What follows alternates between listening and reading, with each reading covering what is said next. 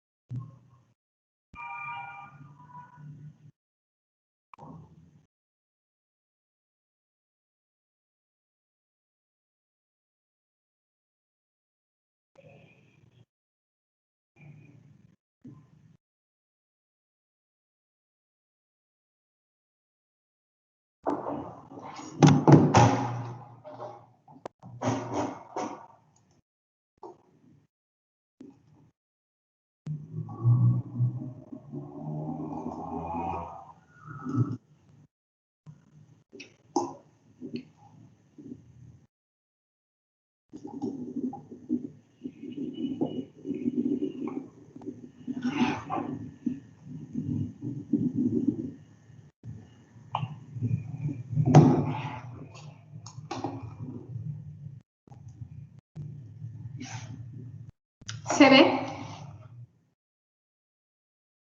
Sí, doctora. Sí, doctora. Vamos a empezar. Cáncer renal. Realmente el programa no viene cáncer, pero ya desde hace algunos años lo hemos incluido. Bueno, yo lo he incluido porque es algo que sí necesitan y bueno, sí va a venir en el examen. Vamos a hablar entonces. ¿Cuál es la definición del cáncer renal? Pues bueno, es un cáncer de células renales y es una enfermedad que se encuentra en células malignas o cancerosas que vienen del revestimiento de los túbulos del riñón, es decir, de la corteza renal, como se ve en esta imagen. La epidemiología que tenemos es que del total de cáncer es el 2 al 3%, o sea, realmente no es muy grande su presentación, pero bueno, países occidentales como México tienen mayor prevalencia y ahorita vamos a ver los factores de riesgo. La edad de presentación es de los 60 a los 70 años con una media de 65 años. Es el séptimo más frecuente en hombres y el décimo más frecuente en mujeres. Entonces vemos que no es el de más presentación en nuestro país, pero bueno, tener el lugar 7 también no es como el último, ¿no? Es 1.5 más frecuente en hombres que en mujeres.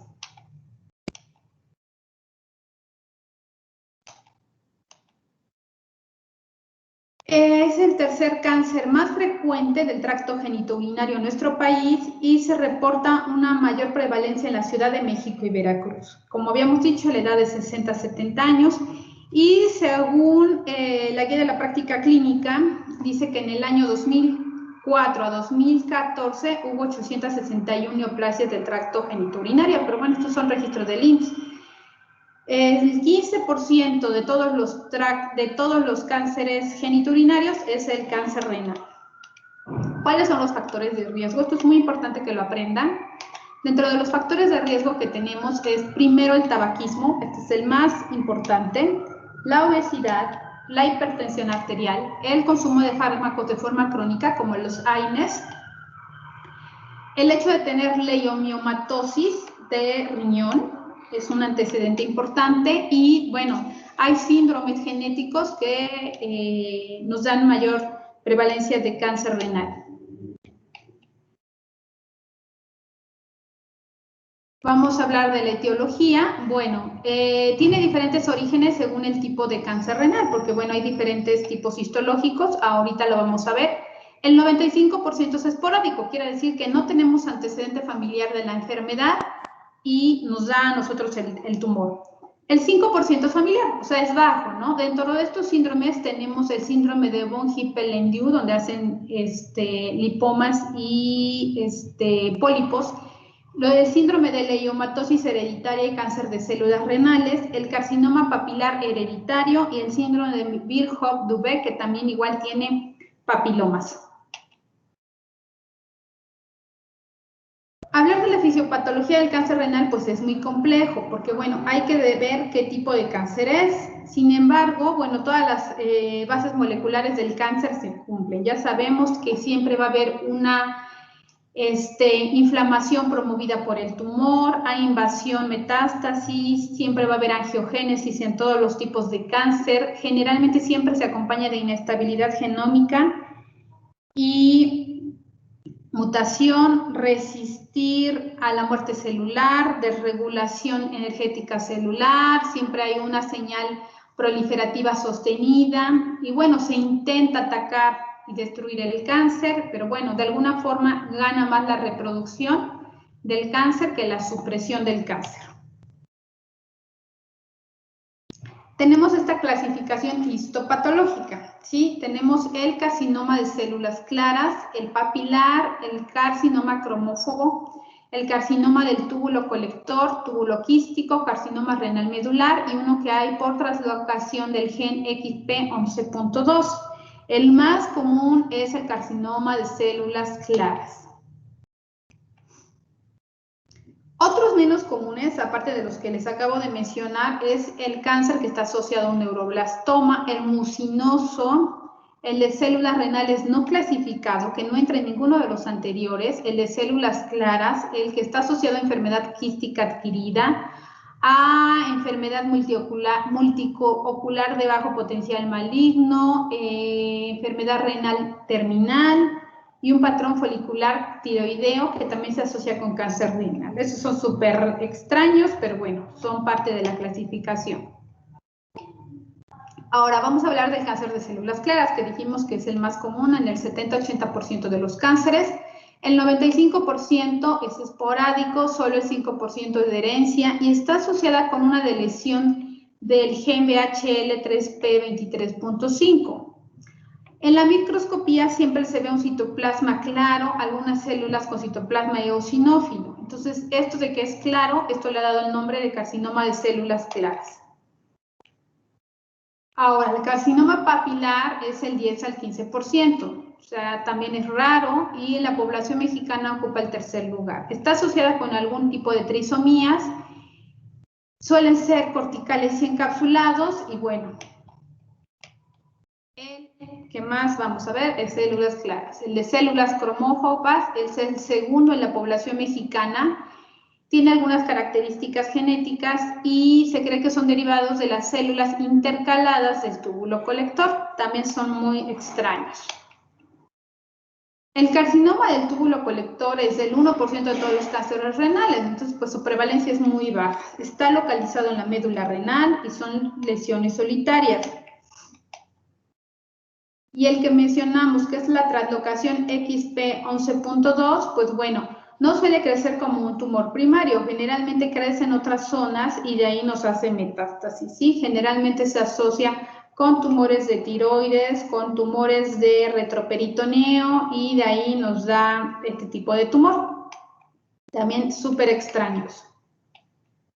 Bueno, ¿qué es lo importante para nosotros? Pues bueno, sobre todo tener una duda, ¿no? ¿Cuándo tenemos duda que pueda ser cáncer? Pues es un paciente que ya ha acudido varias veces al médico y que tiene esta triada. La triada clásica de cáncer nos hace sospechar del cáncer. No quiere decir que si la tiene, pues va a tener cáncer. Pero si tiene la triada, entonces nosotros tenemos que tener alta sospecha. Es un paciente que no mejora con antibióticos, que no mejora con medicamentos para infección de vías urinarias y resulta que es cáncer, ¿no? Entonces, el paciente tiene hematuria macroscópica, no todo el tiempo, hay días que orina con sangre, hay días que no. Dolor en fosa renal, igual hay días que lo presenta, hay días que no tiene el dolor. Y la masa palpable. Eso es algo que, bueno, cuando nosotros ya tenemos una masa palpable, pues bueno, es un tumor ya grande. Para que nosotros podamos palpar algo a través de la espalda o a través del abdomen, quiere decir que ya es un tumor grande. Si el paciente tiene esta triada, hay alta sospecha de que el paciente tenga cáncer. Ahora, también esto nos habla de enfermedad avanzada, porque como les mencionaba, tener una masa palpable, pues bueno, es un tumor de riñón que está muy grande. Lo importante sería encontrarlo en etapas iniciales para que tenga un buen pronóstico. Otro tipo de síntomas que podemos tener, aparte de esto, pues bueno, el paciente puede tener disnea, tos, osteodinia, adenopatías cervicales, un varicocele que no reduce, edema bilateral de miembros inferiores, pero esto es secundaria metástasis, quiere decir que el tumor ya está en pulmón, está en ganglios linfáticos o en alguna otra zona. tenemos que el 10 al 40% de los pacientes con cáncer renal nos hace un tipo de síndrome paraneoplásico. Recuerden que los síndromes paraneoplásicos son síndromes que acompañan al cáncer.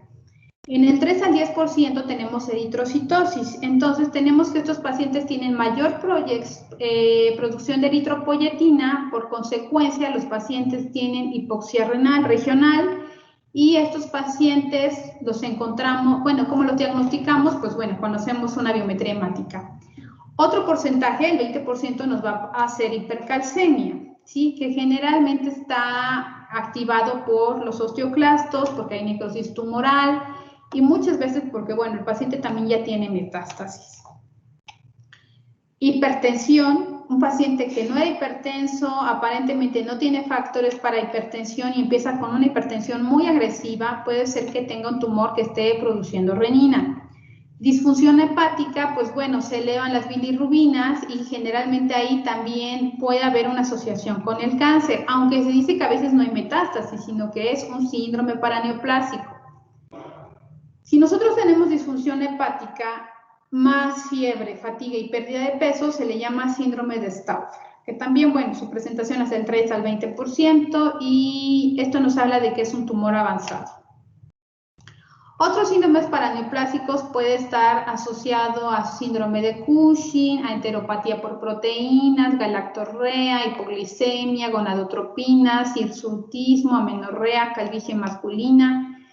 Y bueno, otro tipo de patologías que es por crecimiento del tumor a nivel renal.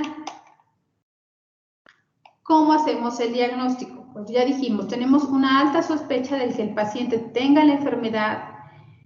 Tenemos una tríada clásica del tumor renal y entonces tenemos que hacer, obviamente, primero una exploración física, la anamnesis, preguntarle los síntomas, el tiempo de evolución de esos síntomas. Podemos hacer algunos estudios de laboratorio que siempre hemos dicho, nuestro estudio en el área urológica pues va a ser el EGO, ¿no? Si en un examen general de orina se demuestra la hematuria que el paciente está diciendo, no tiene infección asociada, no hay células que nos digan que puede ser también una litiasis, pues bueno, nos vamos con los estudios de gabinete, que como en todo tipo de cáncer es la tomografía computarizada con contraste intravenoso para que podamos pintar la corteza renal. Entonces tenemos la tríada clásica. Ahora, ¿qué pasa cuando el paciente es asintomático? Tenemos un paciente que es asintomático, pero le hacemos una tomografía por otra situación y ahí encontramos el tumor. Ahí casi siempre pues es bueno porque quiere decir que el tumor está pequeño y todavía no nos da síntomas. Los laboratorios ya dijimos, tenemos que hacer biometría hemática, un examen general de orina y bueno, como protocolo del cáncer siempre hacemos creatinina, filtración glomerular, la velocidad de sedimentación globular, DHL y fosfatasa alcalina para ver cómo está la función renal y la función hepática. ¿Podemos hacer un ultrasonido? Sí, sin embargo, pues ya sabemos que solamente vamos a ver un tumor, no vamos a saber hacia dónde infiltra, no sabemos si toma vasos grandes, pues bueno, no es el diagnóstico adecuado.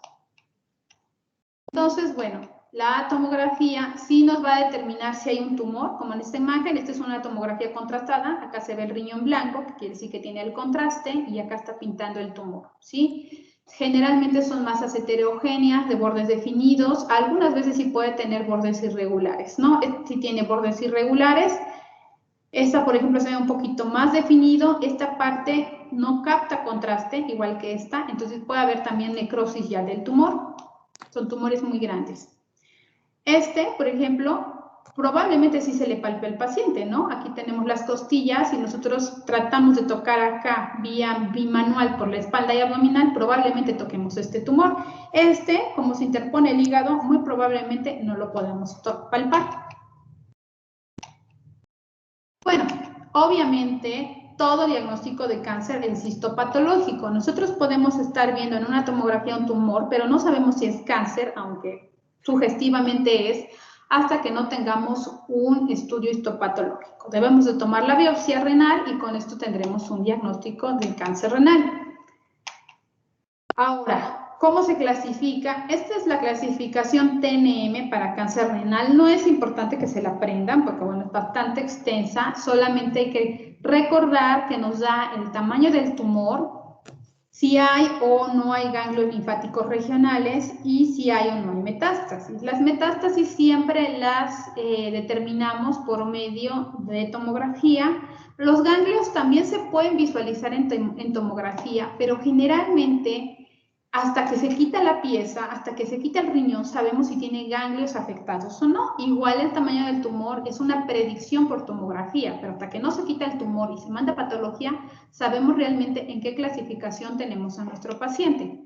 Una vez que sabemos qué T cumple, qué N, qué M, le damos el estadio. Y bueno, ¿el estadio para qué nos sirve? Primero, pues para saber si el paciente va a otro tipo de tratamiento como quimioterapia o radioterapia, y tener el pronóstico. No es lo mismo operar un estadio 1 que un estadio 4, porque sabemos que el 4, pues en cualquier momento ese tumor puede regresar al cuerpo, aunque ya no tenga riñón, y el pronóstico pues es malo.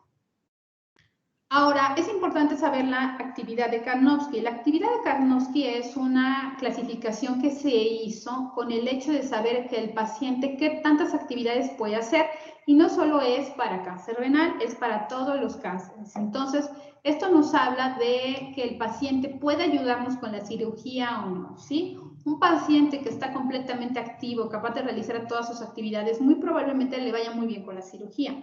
Pero un paciente que esté incapaz, que tenga que estar en una silla de ruedas, que no se mueva de la cama, pues bueno, esto va a hacer que el paciente no nos apoye con la cirugía. ¿Cuál es el tratamiento del cáncer? Pues bueno, primero, ¿cómo dijimos que diagnosticábamos? Pues con una biopsia, ¿no? ¿Cómo se puede hacer la biopsia? La biopsia se puede hacer por tomografía. Si el tumor está cerca de la pared costal, se puede puncionar y por medio de tomografía, por medio de ultrasonido, y con eso se manda a estudiar. Si como tal no se puede puncionar porque hay riesgo de sangrado, hay riesgo de lesionar a lo mejor el colon, pues se tiene que hacer una cirugía. Y en ese momento de la cirugía, el urólogo o el oncólogo toma una muestra del tejido, se manda a patología inmediatamente, que es un estudio transoperatorio, y si dicen que es cáncer, pues ya, sigue el tratamiento quitándose el tumor. Rara vez hace una biopsia y no se quita en ese momento el tumor. Lo ideal es que sea biopsia transoperatoria y se haga la cirugía. Si tenemos una forma de tener una biopsia antes sin quitar el riñón, pues bueno, sería ideal. La nefrectomía parcial, pues generalmente es una cirugía conservadora, o sea, se quita no todo el riñón, ¿no? Se quita una parte del riñón. Esto generalmente es para tumores pequeñitos que están clasificados como un T1, que solo esté en un riñón, que el paciente no tenga como tal datos de insuficiencia renal aguda. Y bueno, si tuviera cáncer o masa renal bilateral, pues también, ¿no? No vamos a quitar los dos riñones, vamos a tratar de conservar lo más que se pueda, y si tiene antecedente de cáncer familiar. Ahora, en nuestros días, pues la cirugía laparoscópica o robótica son opciones para que los pacientes se operen de esta forma y la recuperación sea más rápida, ¿no? Muchas veces es curativa, o sea, no nada más se quita el riñón y después va a tener recidiva en lo que le queda al riñón. Casi siempre es curativa, y si se toma la decisión de antes de la cirugía, es bastante adecuada. La cirugía laparoscópica y la cirugía robótica solamente he visto que la hacen los urólogos, los oncólogos no la hacen. Entonces, pues bueno, lo ideal es que el paciente sea tratado por un urólogo. Aquí están las imágenes. A la hora de hacer la disección, pues se ven mejor los ganglios, se ven mejor los vasos. Generalmente la cirugía laparoscópica ahora nos ayuda más a las cirugías. ¿Qué complicaciones tenemos de una nefrectomía parcial? Pues que tenga insuficiencia renal temporal, que requiera diálisis, hemorragia posoperatoria, fístula urinaria, un urinoma, que se acumule orina sin que esté fugando hacia otro lugar, o que se trombose la arteria, lo cual pues podría hacer que se pierda el riñón, ¿no? Son complicaciones comunes a este tipo de cirugía. Ahora, ¿cuál es la nefrectomía radical? Pues bueno, conlleva quitar todo el riñón, más la gerota, que es la fascia que le envuelve, más la glándula suprarrenal, la mitad proximal del uréter y todos los ganglios linfáticos que se vean alrededor, ¿sí? Generalmente se hacen incisiones muy grandes, que son una que se llama chevron unilateral, que bueno, prácticamente parte el paciente en un costado. Y bueno, esta nos da mejor sobrevida para pacientes que tienen un T1 a T2. con una probabilidad de recurrencia todavía del 3%, pero bueno, ya es muy bajo, ¿no? Este es un método ideal para pacientes que tengan tumor bilateral, entonces se le puede hacer una nefrectomía parcial abierta o laparoscópica y seguida de autotrasplante si es que quedara un pedacito de riñón sano, ¿no? Y bueno, muchos de estos pacientes pues ya terminan en diálisis de por vida cuando no hay forma de tener un autotrasplante. Las complicaciones, igual hemorragia. La hemorragia nos puede dar hipotensión, dehiscencia de heridas, sepsis abdominal, atelectasia porque se anestesia al paciente y hematomas importantes. Ahora, por etapas, bueno, esto no es importante que se lo sepan, solo es importante que sepan que existe la nefrectomía parcial y la nefrectomía total, ¿no? Por etapas, la etapa 1A puede ser nefrectomía parcial conservadora. En la etapa 1B puede ser parcial o radical. En la 2 y en la 3 casi siempre ya se recomienda hacer una cirugía nefrectomía radical, no ya parcial, ¿sí? Y en la 4, pues bueno, ya casi siempre está dirigido nada más a tratar de evitar metástasis, a evitar que el paciente tenga recurrencia del cáncer.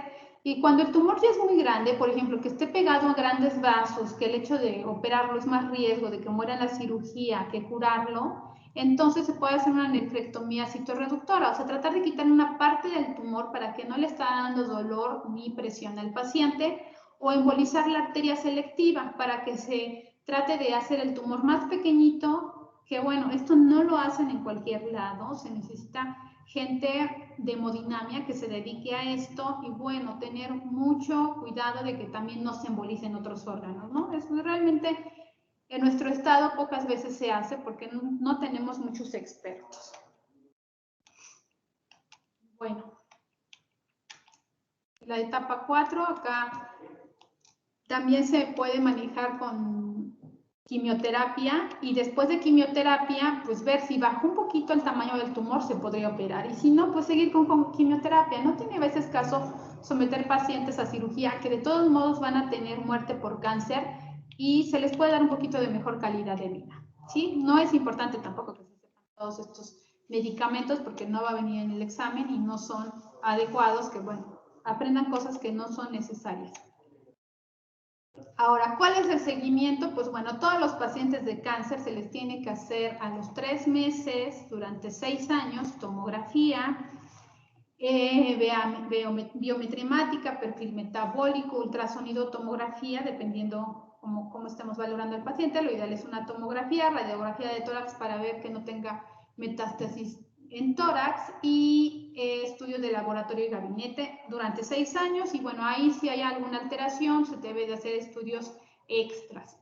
En nuestros días se usa mucho el PET scan, que es un estudio que capta glucosa para ver si hay actividad de cáncer. Sin embargo, se ha visto, esto es en el posoperatorio y esto lo piden siempre los oncólogos, se ha visto que el PET scan está sobrevalorado porque muchas veces nos dice que tiene tumor, le vuelven a hacer miles de cosas al paciente y solamente son cicatrices. Entonces sí se necesita que el PET scan se pida con con alguien que tenga experiencia, ¿no? En la interpretación.